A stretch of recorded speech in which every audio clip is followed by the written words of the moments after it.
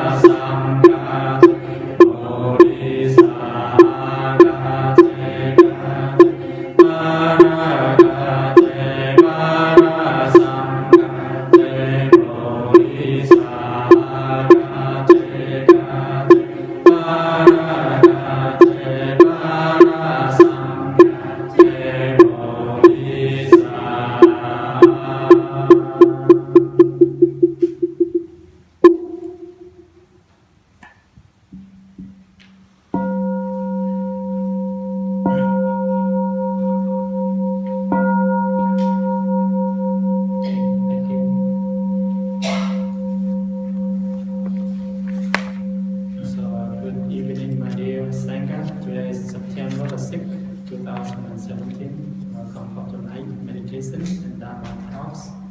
Everybody hear me okay? Everyone have a great weekend so far? A lot of burning around. So to be announced, so most of you come here over 1 year, so you should remember the Sutra, Hot Sutra. So next time I will not hang out. So you have to remember by heart. So you have 1 more month to remember. On October I will not hang out, only new students. So try to remember, because the Hot Sutra is very important if you remember by heart, right? So whenever if you don't remember, just bring home and study. October we will not hang out anymore, right? Only for new students. And then we will be able to recite by heart. When you recite something by heart, remember it's very touching. But if you're looking at the paper, it's mess up with your mind, because your mind is in the paper, not in the deep meditation. So when you recite the Hot Sutra, it's kind of, reciting Sutra is part of meditation. So if you're able to remember and recite by your heart, then it's very powerful. Just like a singer, right? Whoever sings a song, they have to remember the song, right? If you remember the song, you sing is very powerful. If you look at the paper and sing, can you imagine a pop star or the people who go stand up and sing and they look at the paper? You don't feel any touching, right? So next time we will no more hang out, only do student. Right? Try to remember. So it's very simple. Just remember. We have a CD back there. You can follow and recite the Hot Sutra. Just 1 week, remember 1 paragraph. The second, remember the second paragraph, like that. So good for your mind and your heart. So tonight we continue to study on the Diamond Sutra. Anybody have the Diamond Sutra? Hang out. So we are on chapter 13, right? So the Diamond Sutra is anybody first time here? Just 1 or 2 people? Just one? Just you? Anybody else? So the Diamond Sutra is teaching about get rid of your ego, get rid of your attachment. So for all this time we are attached to something from our views, our personal, ourself. Now the Diamond Sutra helps you to get rid of all this attachment. It helps you to achieve the highest enlightenment. It's what we call awakened nature. So we are on chapter 13. Anybody volunteer to read? Okay, Laura. Receiving and holding thus Dharma. After that, Subhuti asked the Buddha, what should the sutra be called, and how should we act regarding its teachings? The Buddha replied, this sutra should be called the diamond that cuts through illusion, because it has the capacity to cut through all illusions and afflictions and bring us to the shore of liberation. Please use this title and practice according to its deepest meaning. Why? What the Tathagata has called the highest transcendent understanding is not, in fact, the highest transcendent understanding. That is why it is truly the highest transcendent understanding. The Buddha asked, what do you think, Subhuti? Is there any Dharma that the Tathagata teaches? Subhuti replied, the Tathagata has nothing to teach, world-honored one. What do you think, Subhuti? Are there many particles of dust in the 3,000 chiliocosms? Very many, world-honored one. Subhuti, the Tathagata says that these particles of dust are not particles of dust. That is why they are truly particles of dust. And what the Tathagata calls chiliocosms are not in fact chiliocosms. That is why they are called chiliocosms. What do you think, Subhuti? Can the Tathagata be recognized by the possession of the 32 marks? The Venerable Subhuti replied, no, world-honored one. Why? Because what the Tathagata calls the 32 marks are not essentially marks, and that is why the Tathagata calls them the 32 marks. Subhuti, if as many times as there are grains of sand in the Ganges, a son or daughter of a good family gives up his or her life as an act of generosity, and if another daughter or son of a good family knows how to accept, practice, and explain the sutra to others, even if only a gata of 4 lines, the happiness resulting from explaining the sutra is far greater. Okay, thank you. So this chapter talk about receiving and holding the Dharma with suchness. Mean not to attach the Dharma, mean the teaching of the Buddha. So the first paragraph, the Subhuti asked the Buddha, what should we call this sutra? How should we act according to this teaching? So he asked the Buddha, what we call this sutra, and what is should we follow the teaching? What should we do? And the Buddha replied that this sutra is called the diamond that cut through illusion. In Pali we call Vajrapanya Paramita, right? It's summarize the perfection wisdom. So that is the diamond sutra that cut all illusion, and it has the capacity to cut all ignorance and all afflictions, will bring us to the liberation. So first, the title of the sutra we call the diamond that cut the illusion. Why is we call the Vajra Paramita?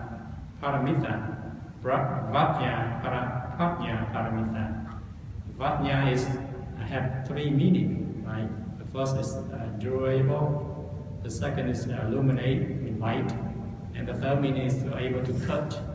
So Vajra is like diamond. Diamond able to cut all materials. Other material cannot cut diamond, right? So the Buddha gives example that this wisdom, this perfection wisdom, that able to destroy all wisdom, in generally all wisdom. But this wisdom, that no one or no other wisdom can destroy this wisdom. Because this wisdom is non-wisdom. It's non-teaching, non-attachment. That's why he said that no other wisdom can destroy this wisdom. And the second is prajna. Prajna means wisdom. So in general, we have learned that there's 2 types of wisdom, right? It's called learning wisdom. We learn from text, from books, from teacher. That's called learning wisdom. So this wisdom can changeable, right? Today you learn like this, tomorrow is different, right? The second we call the unlearning wisdom. The wisdom you don't need to learn. It's inherent inside of you, right?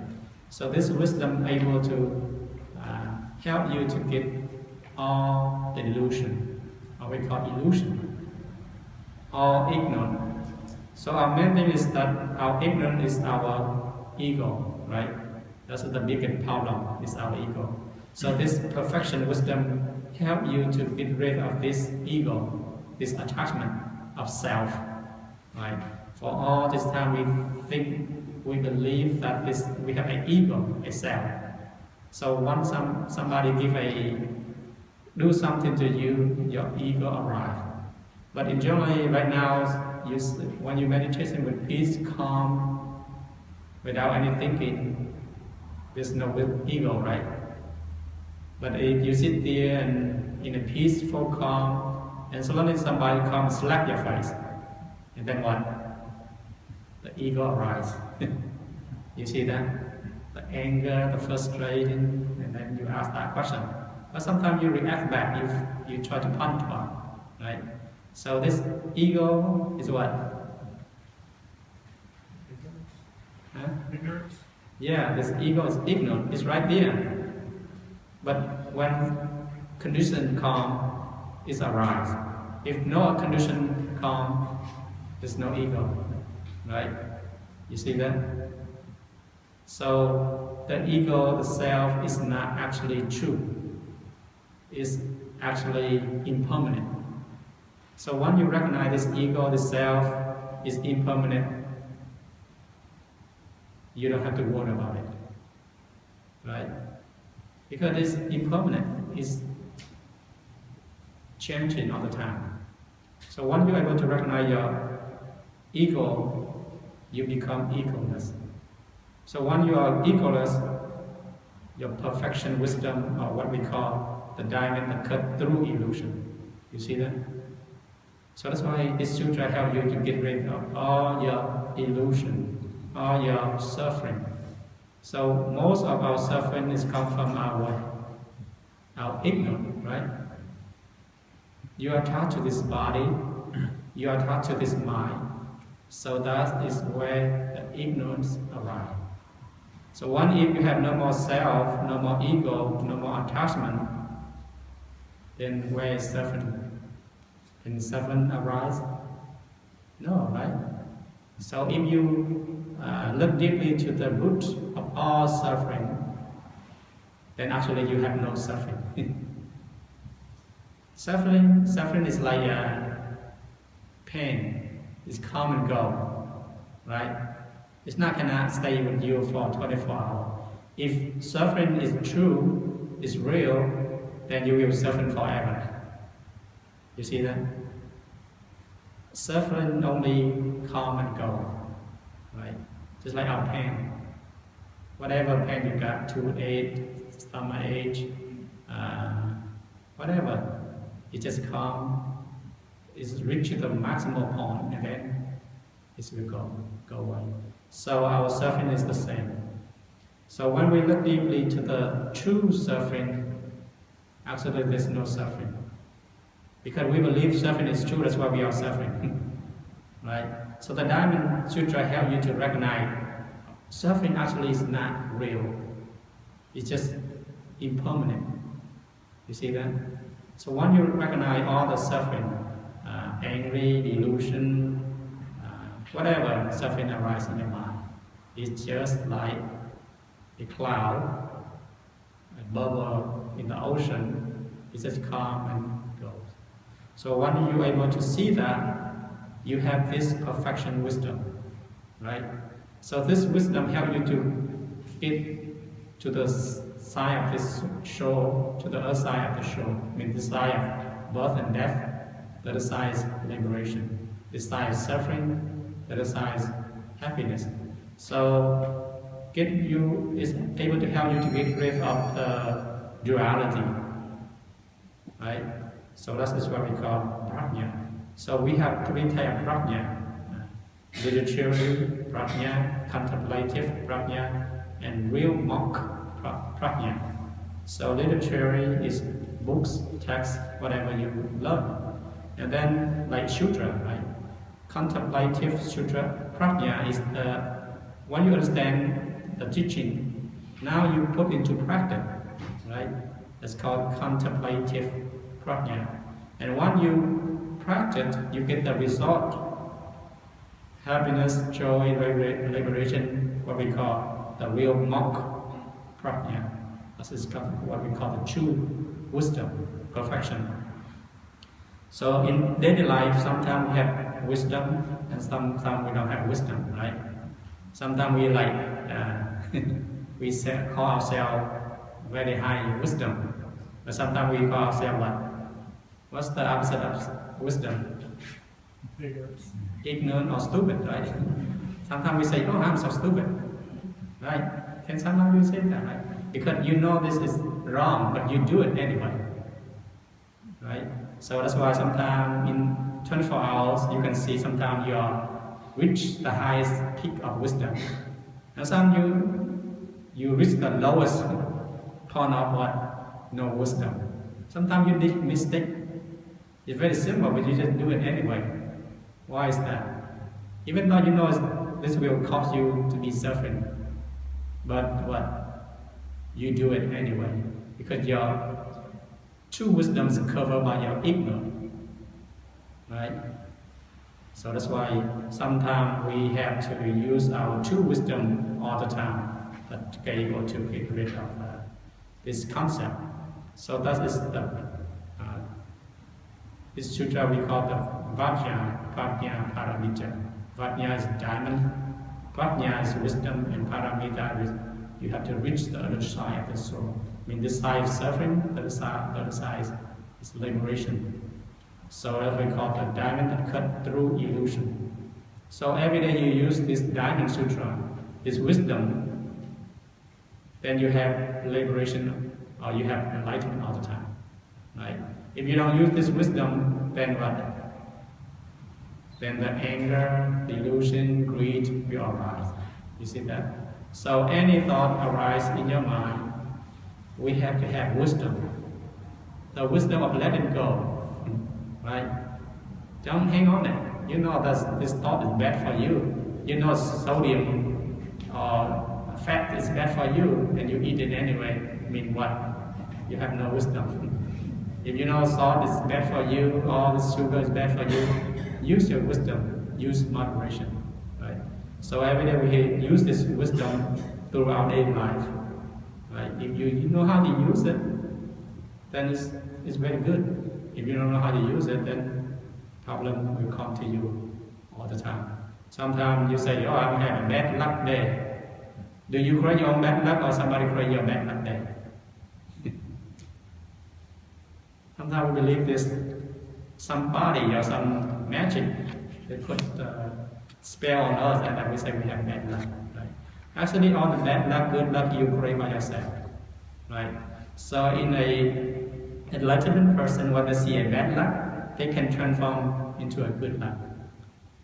But for unenlightened person, when they see a bad luck, they become bad luck. You see that? So it depends on how you view it. For example, when you walk in the market and somebody call your name and screaming and scolding, and then what? If you are not an enlightenment person, then what? You scold and fight back. You get argument back. But you enlightenment person, you walk in, people scolding, telling name, calling your name, then what? You have non-attachment. And then you have no suffering. You see that? So it depends on how you view it, that point of that moment. If you view in a negative way, you will be suffering. If you view in a positive way, you will be happy, right? So happiness or suffering, you the one who bring, not the other person. You see that? So if you're able to use your wisdom every day, then liberation is all the time. You see that? So that is very essential for us to be able to understand this title. What Subhuti asked the Buddha, what is this sutra name? What is the name? And then the second paragraph, the Buddha said, please use this title and practice according to deepest meaning. Why? What is Tathagata has called the highest transcendent understanding is not, in fact, the highest transcendent understanding. That is truly the highest transcendent understanding. So what does that mean? It means the highest, the greatest understanding. But if you are not attached to it, then that is the highest. But if the highest you attach to it, then actually it's not highest transcendent understanding. You see that? So in general, he used this language to help us to get rid of our attachment. Right? For example, my name is Jane, right? If somebody calls Jane is stupid, ugly, then you attach to your name, then what? You get angry, you get frustrated. But you are not attached to Jain, the language. It doesn't matter what they say, then what? You are liberation. So I mean, even your name is Jain, but you're not attached to Jain, and somebody call your name bad, you are happy. You see that? But if you stop attached to your name, and somebody call your name, then what? Then anger, frustrated, suffering will arise. This million of Jain, not just your name, right? So sometimes we label it and we attach to it, then we will be suffering. Whatever your name is, name A, name B, name C, if you attach to your label, then you will be suffering. If you're not attached to it, you just use it. Therefore, then you use your name and to call yourself, to distinguish other people, so they cannot able to make mistake, right? Or this A, this B, this C, right? So when you born out, you have no name. And then your mom, your dad give you a name, and then you attach to that name, then what? Then somebody call, this name is bad, this name is terrible, this name is ugly, then you become suffering. Because you're suffering attached to the name. You see that? So here the same thing. The Buddha give us all this highest transcendent understanding. Is not the highest transcendent understanding. If you're not attached to it, then that is the highest transcendent understanding. If you attach to it, then it's not. But if you're not attached to it, then that's the highest. You see that?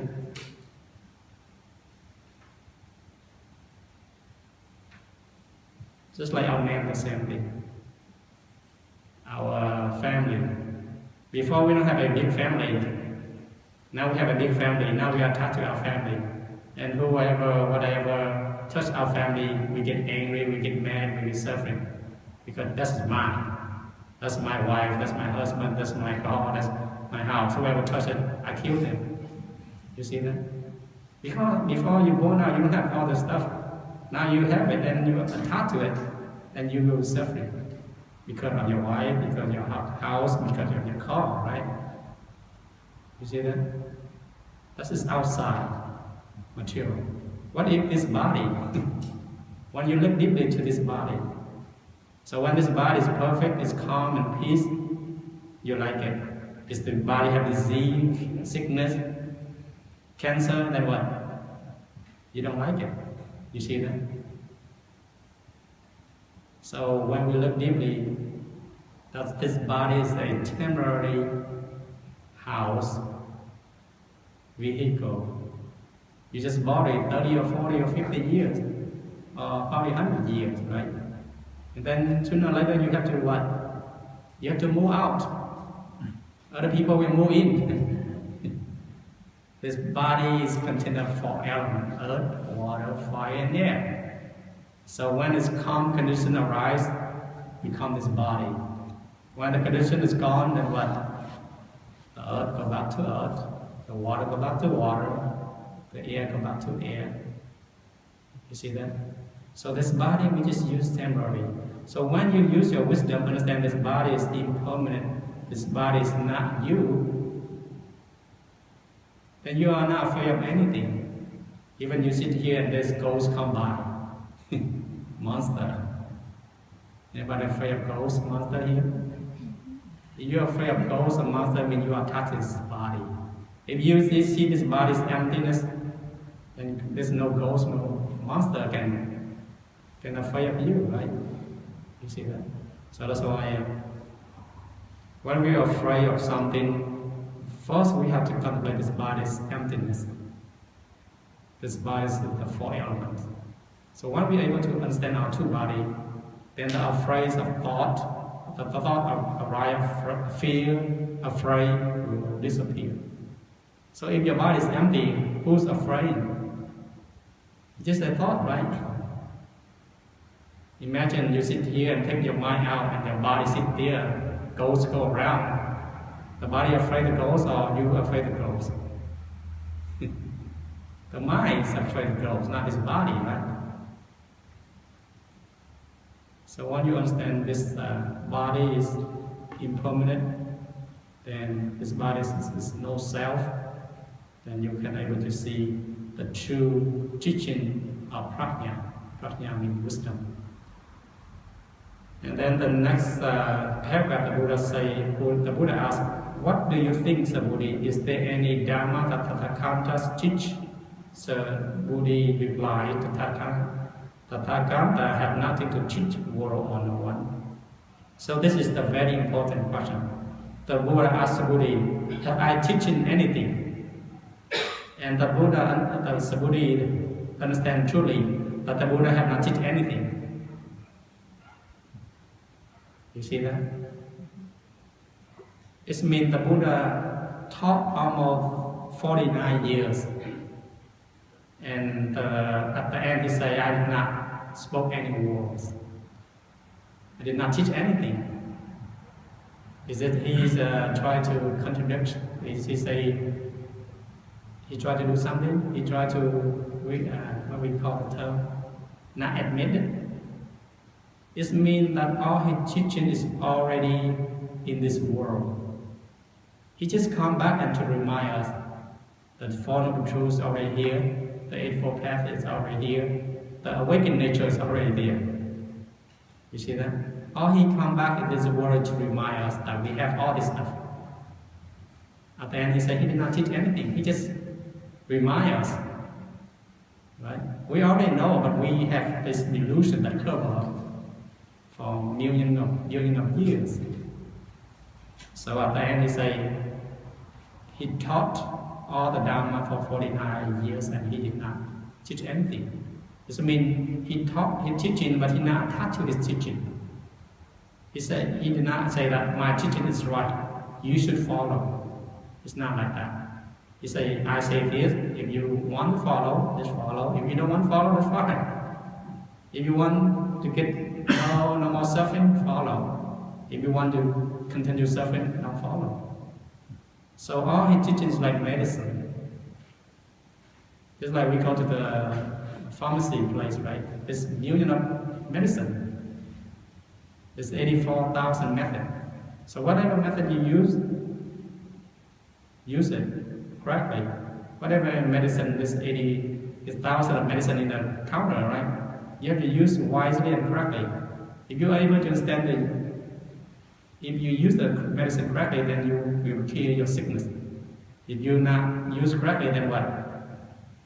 You will die. The Dharma is the same thing. The teaching of the Buddha is the same thing.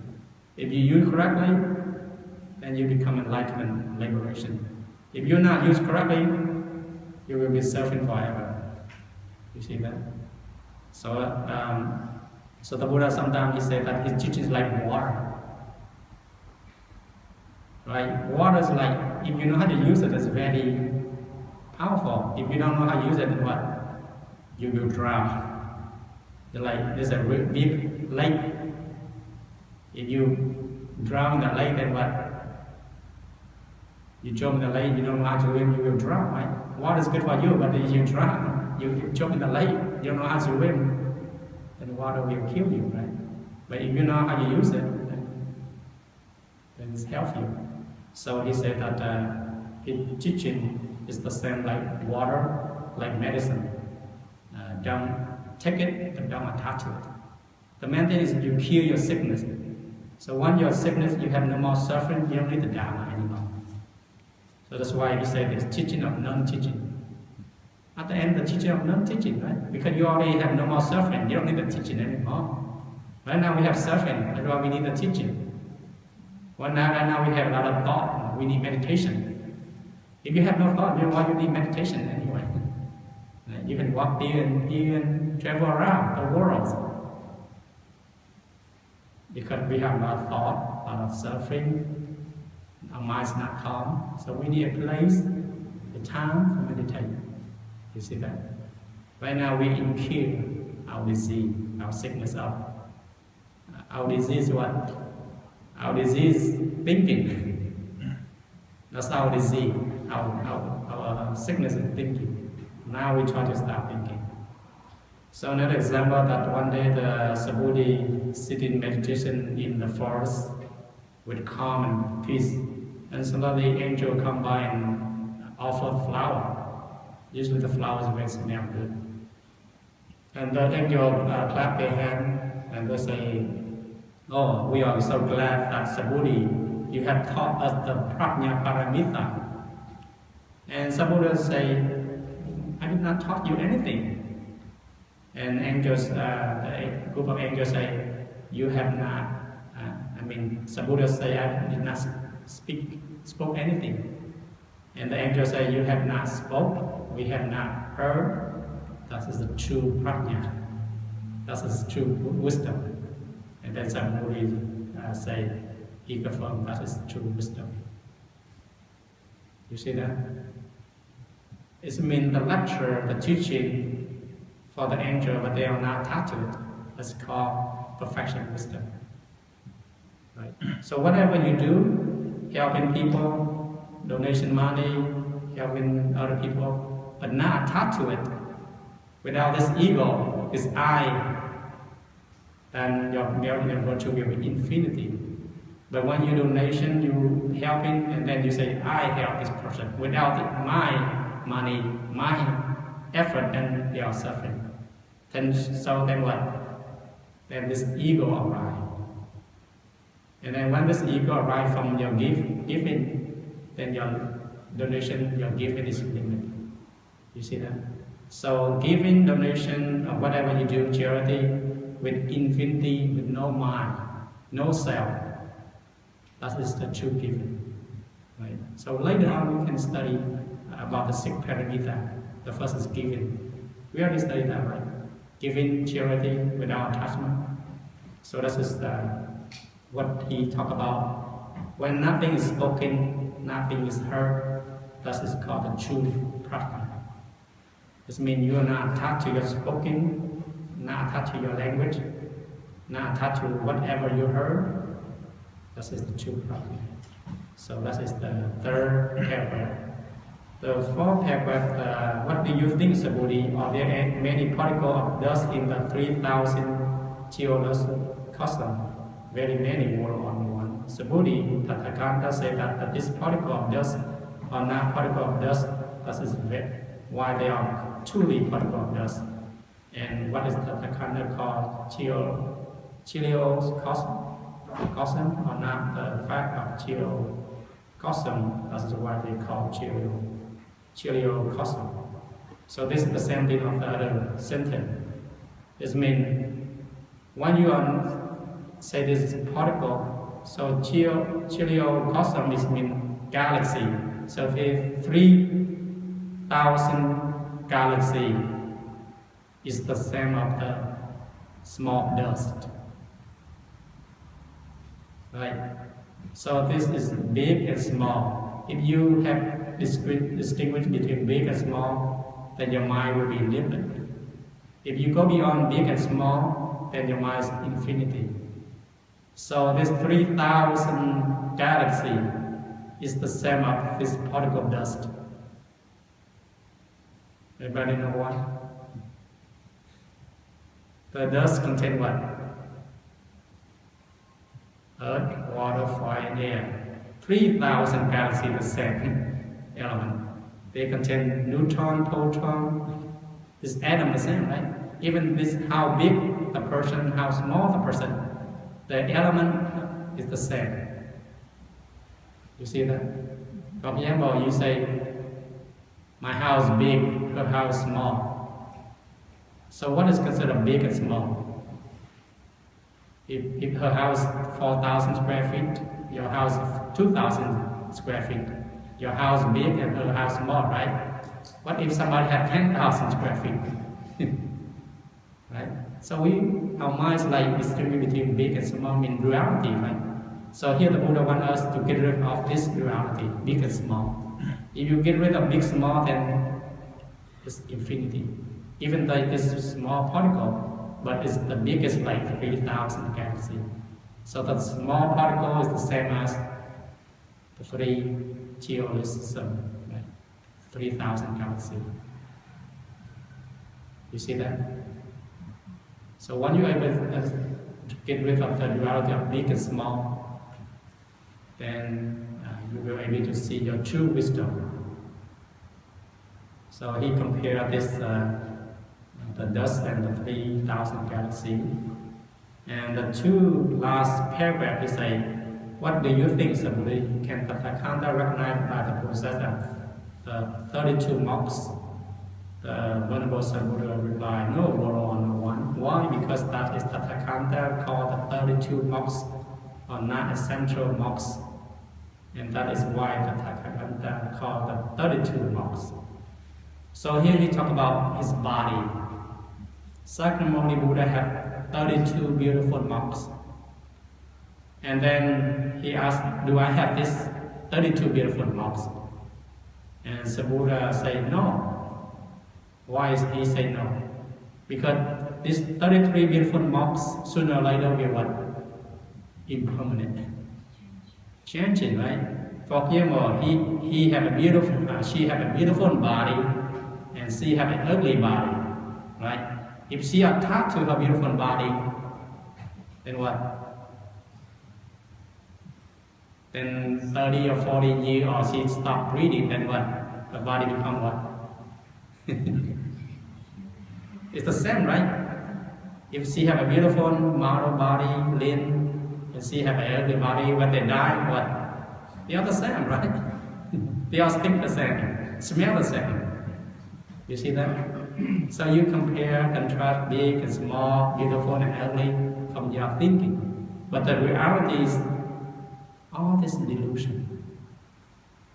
Right? So when you understand this concept, there's no beauty and no ugly. Beauty and ugly is reality.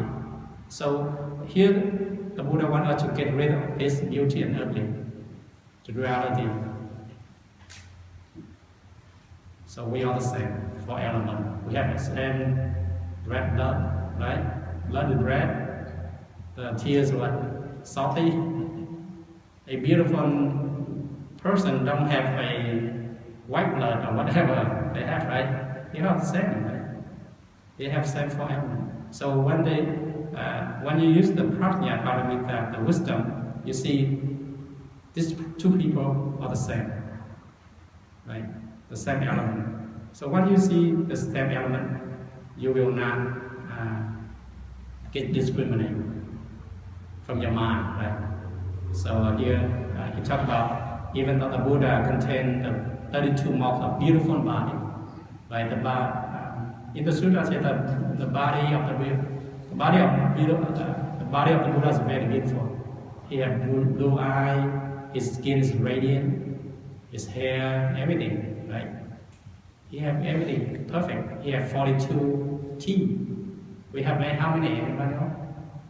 We have only 32, right? Right now it's all falling out, right? So the Buddha have everything is beautiful. His hand long, everything. His ears very long. But he asked the Buddha, is my body, beautiful body, last forever? And the Buddha said, no. Sooner or later, it's cremated, become dust. You see that? The Buddha wants us not to attach to our body. Doesn't matter how beautiful our body is. Right? Get rid of this attachment. A lot of people are attached to this body. Right? But sooner or later, they are in the 80 or 90, they cannot be young forever, right? There cannot be no wrinkle, right? So sooner or later, you have a wrinkle, you have white hair, gray hair, whatever. Your body, your tooth will fall out. So the more you stay longer, live longer, and what? You will retire because you live your whole body is like terrible. But you are in 20 and 30, right? That's nice. But you're in the 150. It's all like old tree, right? All bump coming out, all the teeth falling, all the hairs. So when you compare young and old, you can see the true nature of thing. So when you see the true nature of thing, then you have less attachment, you have less suffering. So less wanting, less greed, less desire. You see that? So that is the and then we go to the last paragraph. Subhuti, if asked many times as they are grand son in the Ganges, a son or a daughter of a good family give up his or her life as an act of generosity, and if another daughter the son of good family know how to accept and practice and explain the sutra to others, even only gather for 4 lives. The happiness result from explaining this sutra is far greater. So he compared of giving this body and lecturing the four line from the sutra. For example, if you born out and you give in, you rich like you can give. Every time you born out, you are a billionaire, and you give in. That's a lot of merit and virtue, right? But he compared to this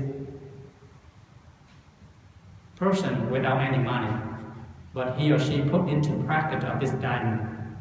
They are more merit and virtue than a person who bought every time they born out they give billion of dollars. Why is that? Because you're giving, if you are attached to your giving, then you don't have a lot of merit and virtue. Then a person who put into practice and listen to the Dharma and put into practice and liberation. So a person who are riches, but they feel attachment to the body, attached to their money, they are not very happy. Then a person have nothing, but they are liberation. You see that? So he compared, here is the mind, not the material. Material sooner or later will be gone, right? Sooner or later fire will burn, water will flow or heat. Everything will destroy. So he talked about whoever practice, accept, and explain this sutra and help that person to able to liberate or get rid of their suffering. That is the true, the greatest happiness, right?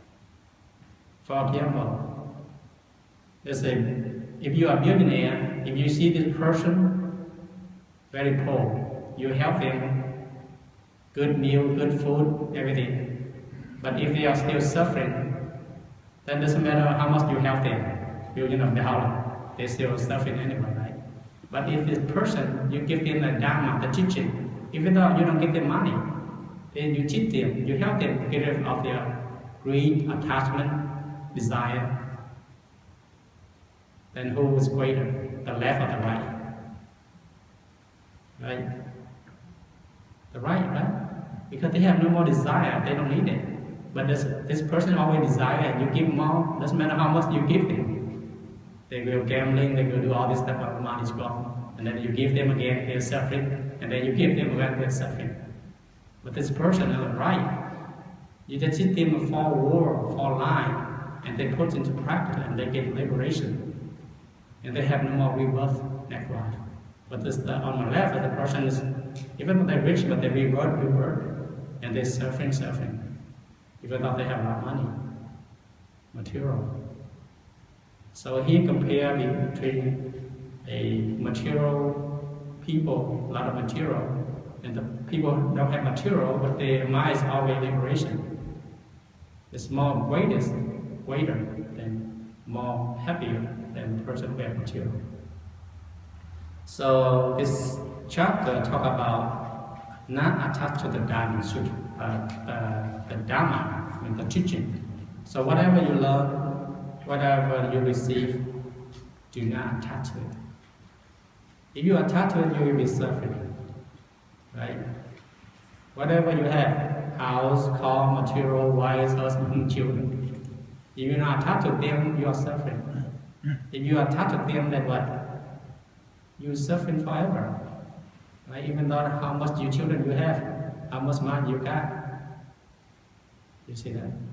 So the chapter 13 helps us to get rid of our attachment of the Dharma, the materials, and able to see the perfection of wisdom. Okay, we will start right here. Do you have any question, comment? Yes, go ahead. I'm just curious. What's that? Oh, well, I understand not to become attached, but where I'm confused is why the statement, it seems like they're labeling the things you're not supposed to be attached to. Like, this is it looks like dust, but it's not dust, and therefore it is dust. I don't understand that last part of it. Why they're labeling it. So first he say dust. If you are attached to dust, then it's dirt. If dust, you're not attached to a dust, then truly dust. It's like Laura, the name Laura, right? You're not attached to Laura, then the name, then you are truly Laura. But then why is it called Lori or dust? It's just a label, help you to distinguish. This is Laura, this is Mob, this is Jen. Imagine everybody named Laura. Who's Laura? Okay, to identify it but not attached. Yeah, it's like spaghetti, hamburger, hot dog, pizza. We distinguish all the food, but the same thing is what? All bread, grain. The same is grain and wheat and beef, right? They just distinguish between this and that dish to help you distinguish. It's like flour, right? It's many colors. Help you distinguish rose, sunflower, jasmine, all that stuff. But the main is it's just flour. But don't help you not touch it. Okay. Anybody else?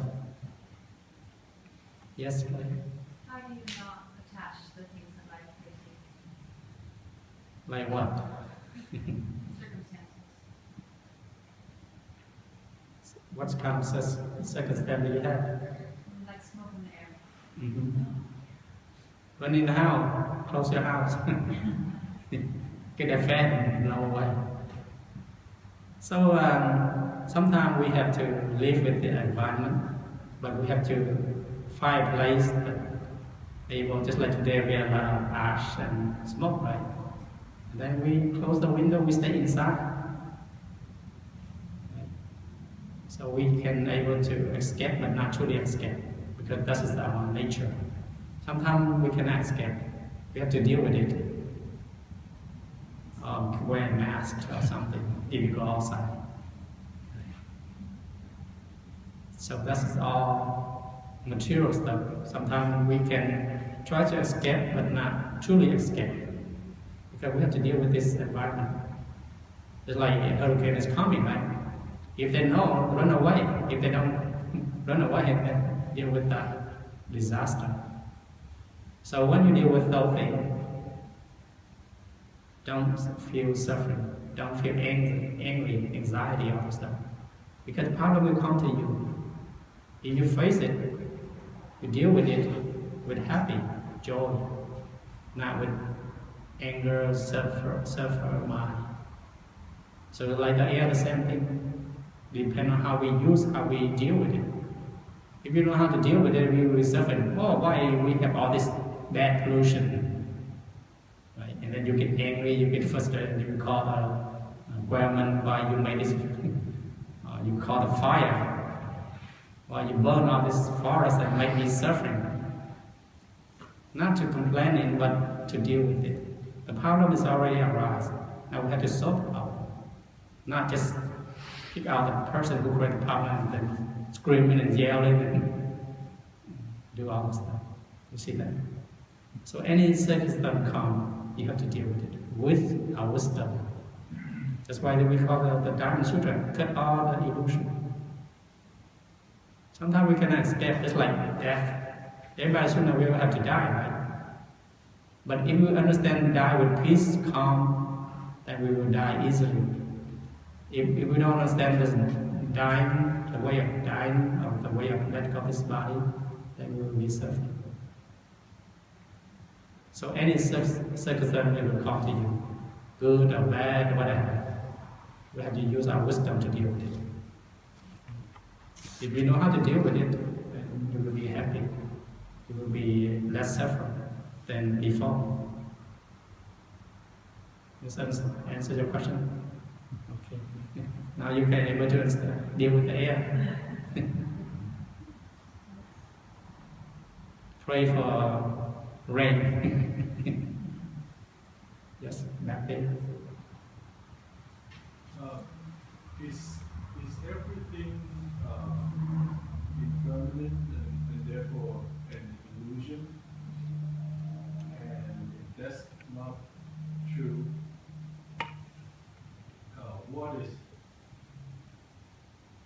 permanent and not an illusion? The person who asked me the question. Pardon? The person who asked me the question. Who's asked me the question?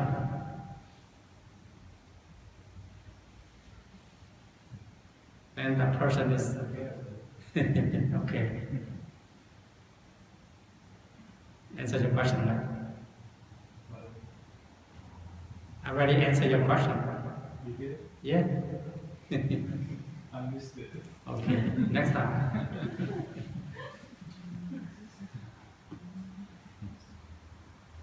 Any other question? Yes. Is this whole thing the Dharma Sutra?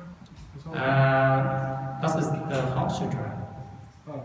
So this Hot Sutra we recite here is contained of 600 volumes, and one of the monks who condemned to about this sort.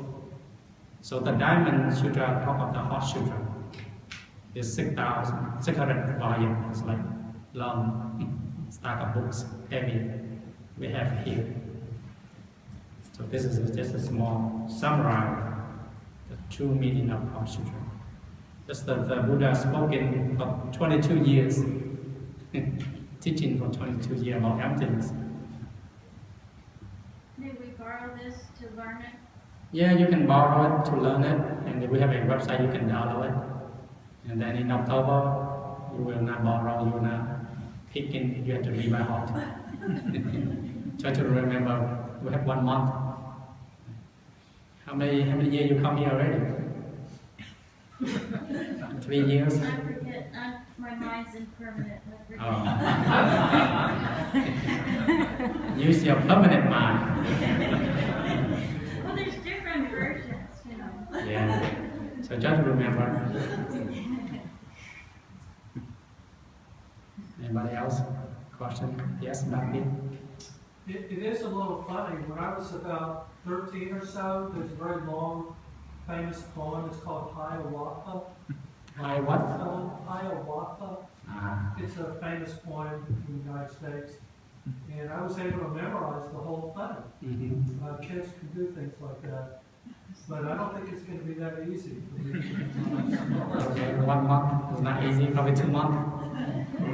And Hiawatha, it's very, very long. You know, it's really, really long. So I think you recite every day. Remember, we have a CD. Just follow the CD. It's like singing a song, right? So next month you are singing without the paper, unless you are skip that class study. Yes, tell me. I don't sing.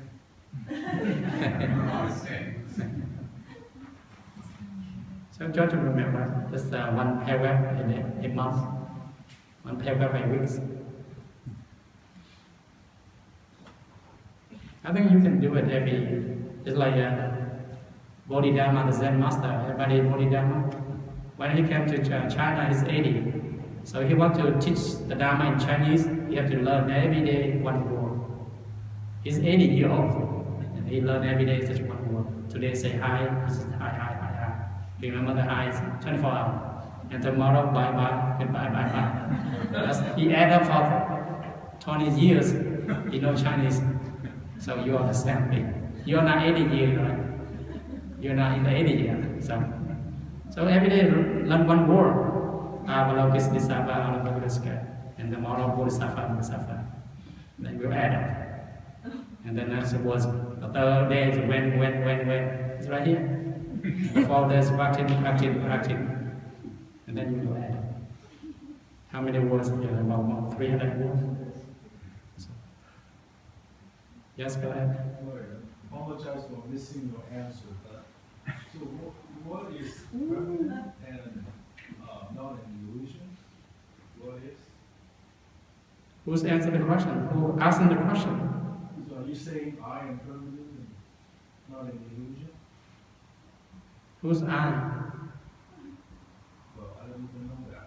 Well, how can I say that you are permanent? You have to go home and meditate. You have to go home and meditate? No.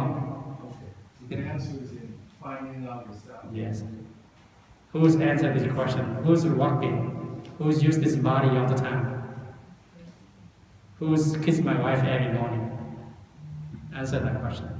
Who's wake up and go to work every day? Okay. That's your second chance. Yes, go ahead. Did you say one of the special marks of the Buddha was that he had 42 teeth? Yes. Well, I find that a little interesting because it's not divisible by 4. Mm-hmm. Is there more known about? Usually he draws a wire. Yeah. Right, Yeah. but it's not divisible by 4. So it's so you have 32. We can divide it by 4 because we have upper, lower. So we have 42. Up here is how many?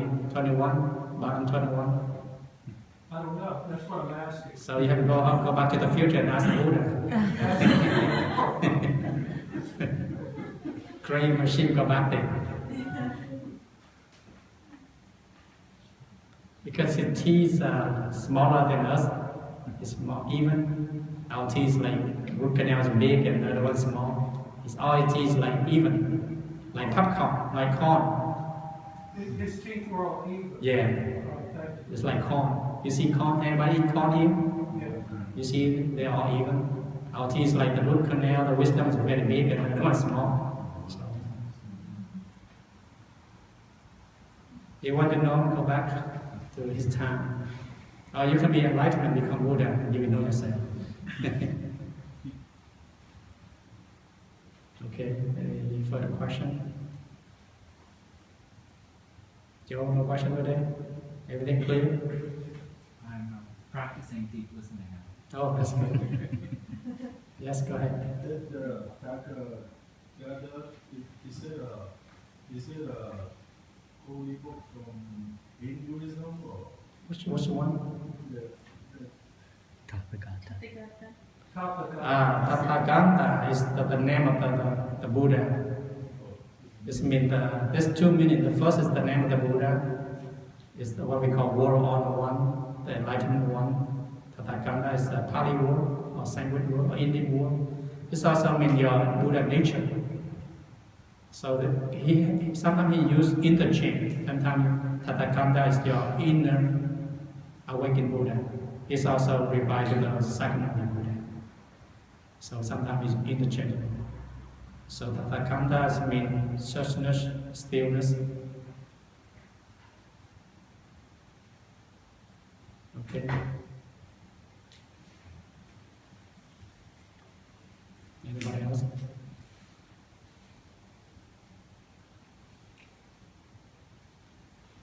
Another storm coming in Florida.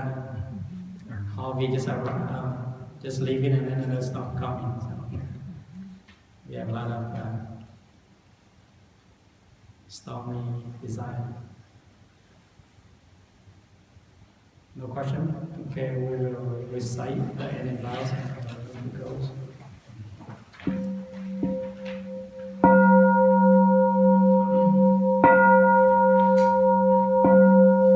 Living being or innumerable, I vow to save them all. Affliction or endless, I vow to drive them all. The Dharma door uncountable, I vow to stay them all. The Buddha ways and exalt, I vow to attain it. I vow to the merits and virtue from this will goes everywhere, enrich everyone, so that all of us and all living beings will realize the Buddha.